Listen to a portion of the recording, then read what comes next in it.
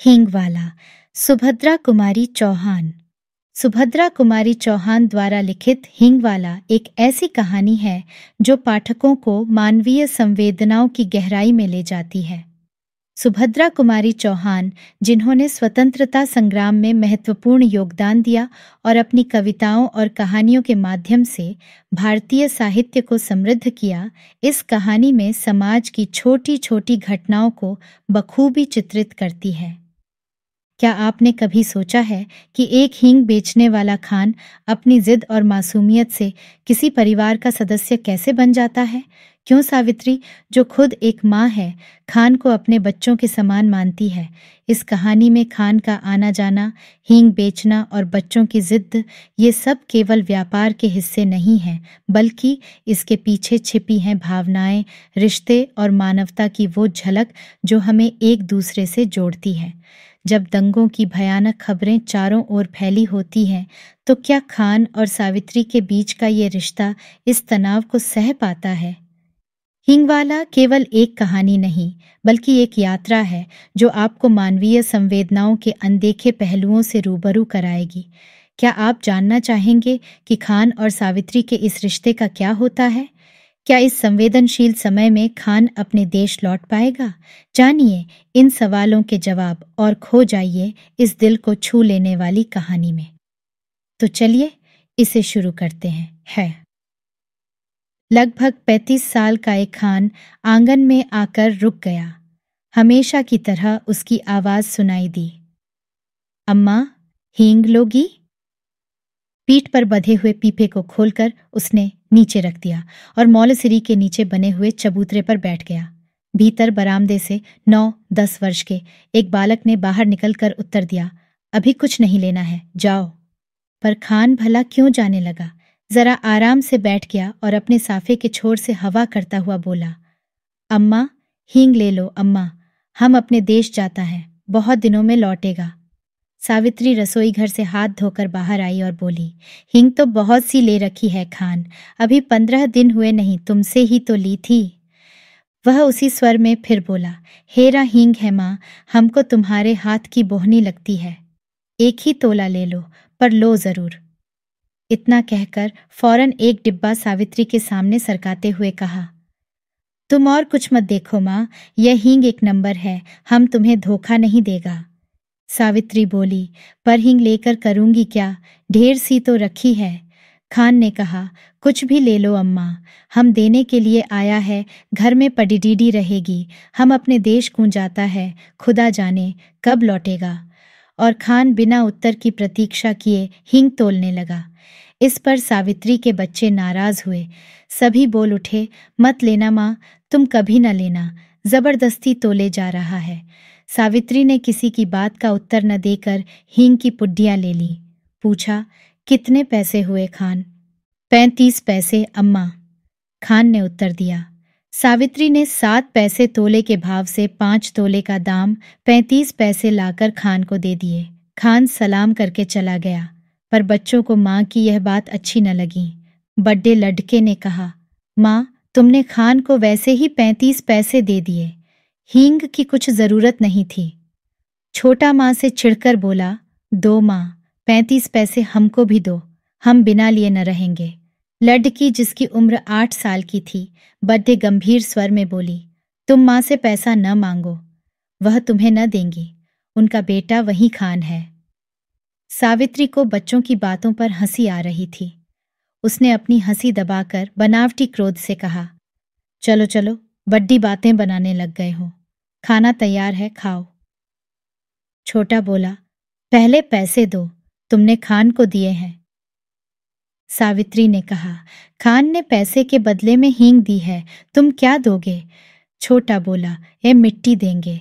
सावित्री हंस पड़ी, अच्छा चलो, पहले खाना खा लो, फिर मैं रुपया तुड़वाकर तीनों को पैसे दूंगी। खाना खाते खाते हिसाब लगाया, तीनों में बराबर पैसे कैसे बंटे। छोटा कुछ पैसे कम लेने की बात पर बिगड़ा पद्दा, कभी नहीं, मैं कम पैसे नहीं लूंगा। दोनों में मारपीट हो चुकी होती यदि मुन्नी थोड़े कम पैसे स्वयं लेना स्वीकार न कर लेती। कई महीने बीत गए, सावित्री की सब हींग खत्म हो गई। इस बीच होली आई। होली के अवसर पर शहर में खासी मारपीट हो गई थी। सावित्री कभी कभी सोचती, हींग वाला खान तो नहीं मार डाला गया। न जाने क्यों उस हींग वाले खान की याद उसे प्राय आ जाया करती थी। एक दिन सवेरे सवेरे सावित्री उसी मौलसिरी के पेड़ज के नीचे चबूतरे पर बैठी कुछ बुन रही थी। उसने सुना उसके पति किसी से कड़े स्वर में कह रहे हैं, क्या काम है, भीतर मत जाओ, यहाँ आओ। उत्तर मिला, हींग है, हेरा हींग। और खान तब तक आंगन में सावित्री के सामने पहुंच चुका था। खान को देखते ही सावित्री ने कहा, बहुत दिनों में आए खान, हींग तो कब की खत्म हो गई। खान बोला, अपने देश गया था अम्मा, परसों ही तो लौटा हूं। सावित्री ने कहा, यहां तो बहुत जोरों का दंगा हो गया है। खान बोला, सुना, समझ नहीं है लड़ने वालों में। सावित्री बोली, खान तुम हमारे घर चले आए, तुम्हें डर नहीं लगा? दोनों कानों पर हाथ रखते हुए खान बोला, ऐसी बात मत करो अम्मा, बेटे को भी क्या मां से डर हुआ है जो मुझे होता। और इसके बाद ही उसने अपना डिब्बा खोला और एक छटांक हींग तोलकर सावित्री को दे दी। रेजगारी दोनों में से किसी के पास नहीं थी। खान ने कहा कि वह पैसा फिर आकर ले जाएगा। सावित्री को सलाम करके वह चला गया। इस बार लोग दशहरा धूने उत्साह के साथ मनाने की तैयारी में थे। 4 बजे शाम को मां काली का जुलूस निकलने वाला था। पुलिस का काफी प्रबंध था। सावित्री के बच्चों ने कहा, हम भी काली का जुलूस देखने जाएंगे। सावित्री के पति शहर से बाहर गए थे। सावित्री स्वभाव से भीरू थी। उसने बच्चों को पैसों का, खिलौनों का, सिनेमा का न जाने कितने प्रलोभन दिए, पर बच्चे न माने सो न माने। नौकर रामू भी जुलूस देखने को बहुत उत्सुक हो रहा था।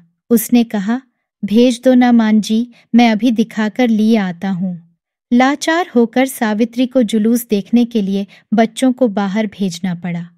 उसने बार बार रामू को ताकीद की कि दिन रहते ही वह बच्चों को लेकर लौट आए। बच्चों को भेजने के साथ ही सावित्री लौटने की प्रतीक्षा करने लगी। देखते ही देखते दिन ढल चला। अंधेरा भी बढ़ने लगा, पर बच्चे न लौटे। अब सावित्री को न भीतर चैन था न बाहर। इतने में उसे कुछ आदमी सड़क पर भागते हुए जान पड़े। वह दौड़कर बाहर आई, पूछा, ऐसे भागे क्यों जा रहे हो? जुलूस तो निकल गया ना? एक आदमी बोला, दंगा हो गया जी, बड़ा भारी दंगा। सावित्री के हाथ पैर ठंडे पड़ गए। तभी कुछ लोग तेजी से आते हुए दिखे। सावित्री ने उन्हें भी रोका। उन्होंने भी कहा, दंगा हो गया है। अब सावित्री क्या करे? उन्हीं में से एक से कहा, भाई तुम मेरे बच्चों की खबर ला दो। 2 लड़के हैं, 1 लड़की। मैं तुम्हें मुंह मांगा इनाम दूंगी। एक देहाती ने जवाब दिया, क्या हम तुम्हारे बच्चों को पहचानते हैं माँ जी? यह कहकर वह चला गया। सावित्री सोचने लगी, सच तो है, इतनी भीड़ में भला कोई मेरे बच्चों को खोजे भी कैसे? पर अब वह भी करें तो क्या करें? उसे रह रहकर अपने पर क्रोध आ रहा था। आखिर उसने बच्चों को भेजा ही क्यों? वे तो बच्चे ठहरे, जिद तो करते ही, पर भेजना उसके हाथ की बात थी। सावित्री पागल सी हो गई। बच्चों की मंगल कामना के लिए उसने सभी देवी देवता मना डाले। शोरगुल बढ़कर शांत हो गया। रात के साथ साथ नीरवता बढ़ चली, पर उसके बच्चे लौट कर न आए। सावित्री हताश हो गई और फूट फूट कर रोने लगी। उसी समय उसे वही चिरपरिचित स्वर सुनाई पद्धा, अम्मा। सावित्री दौड़कर बाहर आई। उसने देखा उसके तीनों बच्चे खान के साथ सकुशल लौट आए हैं। खान ने सावित्री को देखते ही कहा, वक्त अच्छा नहीं है अम्मा, बच्चों को ऐसी भीधी भाटी में बाहर न भेजा करो।